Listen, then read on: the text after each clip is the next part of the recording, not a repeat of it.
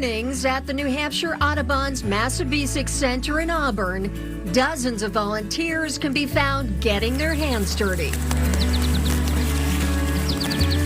They are welcoming everybody that comes here to ask them what they like, what they want to do at home. Do they want to learn what this bee species is or what this specific flower is?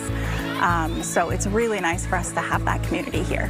Many of them are graduates of the UNH Extension's Master Gardener program.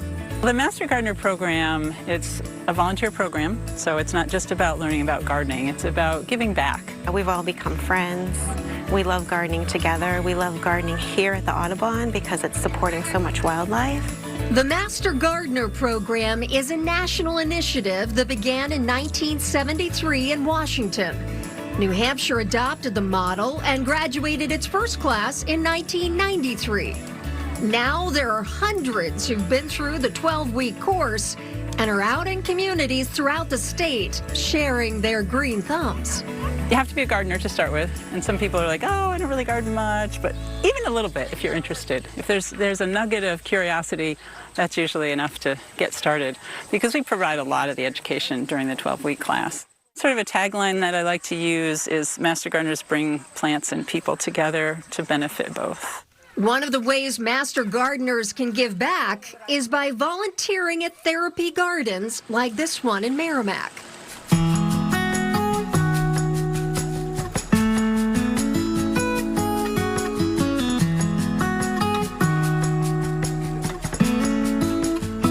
So we're in the Community Hospice House in Merrimack, New Hampshire, and this is a place where people can come either at the end of life or if they have symptoms that can't be managed in their existing setting while they're on hospice services.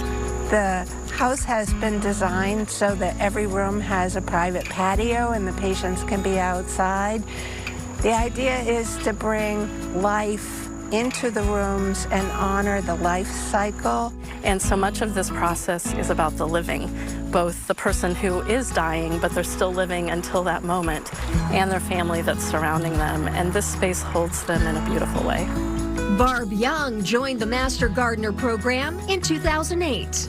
I had been a lifelong gardener, and I just wanted to deepen and broaden my knowledge and to be among other gardeners, like-minded folks. I've worked in many gardens. This one is my most favorite besides my own garden. It's special. The human interaction is what puts it over the top. The Master Gardeners must complete all of their classes and do 55 hours of volunteering before they earn their title.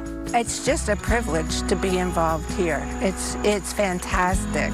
And while we are very committed to the gardens, we're first and foremost committed to providing a supportive, serene place for the patients and their families.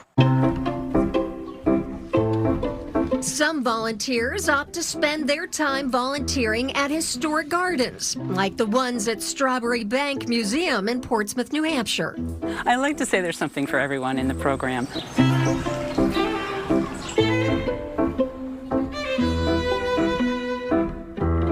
I'm standing in front of the Victory Garden, which is based on a garden that was in this exact spot in 1945. Terry Cook joined the Master Gardener program in 2013 and has been volunteering at several gardens ever since. You meet people from all over in this program, and we all come from different backgrounds, but we all love one thing in common, and that's gardening.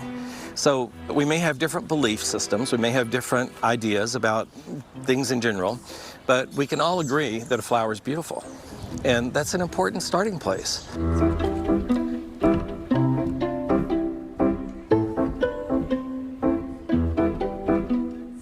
So my career was very much a blessing for me. I had a nice career, and when I got done, I wanted to have something to do to give back.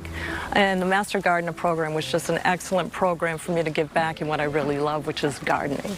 Tamara Henderson works primarily in the Thomas Bailey Aldridge Memorial Garden, a colonial revival garden that has been continuously gardened since 1908. For over a decade, Strawberry Bank has been relying on and working with master gardeners in all of our gardens, more than 11 gardens, and they do the bulk of the work. I regularly have people say, I didn't know what I was getting myself into when I took this class.